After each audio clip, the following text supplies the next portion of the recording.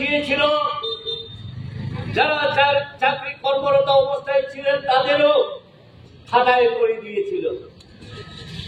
বেকার যুবক যুবতীদের কোথায় যাবেন, যাওয়ার রাস্তা নেই। রেগার টাকা কমিয়ে দিয়েছিল বাজেটের মধ্যে, কাজ নেই, কর্ম নেই, খাদ্য নেই। তার মধ্যে আবার করোনা মহামারী মানুষকে আর ঠকিয়ে ভোট দেওয়ার পর সব বেমালুম ভুলে গেল।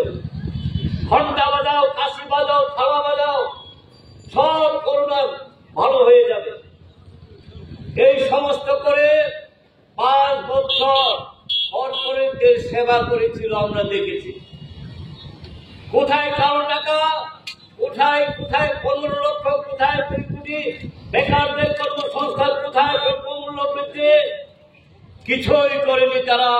আপনারা দেখেছেন ভারতবর্ষের মানুষ কি একটা অবস্থার মধ্যে ভুগতে হয়েছে।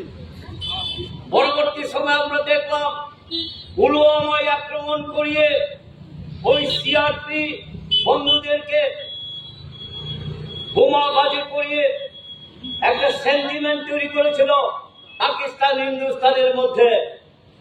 তারপরে হিন্দুস্তানকে রক্ষা করতে গেলে একমাত্র মোদীজিই পারবেন, আর কেউ পারবেন না। এই করে ভোট নিয়েছিলেন, মানুষকে ভাগ করে ধর্মের নামে, অঞ্চলের নামে, জাতির নামে, ভাষার নামে। আবার যারা সরকারে আসলো, গত 5 বছর আমরা কি দেখেছি, দ্রব্যমূল্য বৃদ্ধি হু হু করে বেড়েছে। জীবনদায়ী ওষুধের দাম কিভাবে বেড়েছে আপনারা দেখেছেন। মা বোনদের কিভাবে ইজ্জত লুণ্ঠন করেছে উত্তরপ্রদেশ,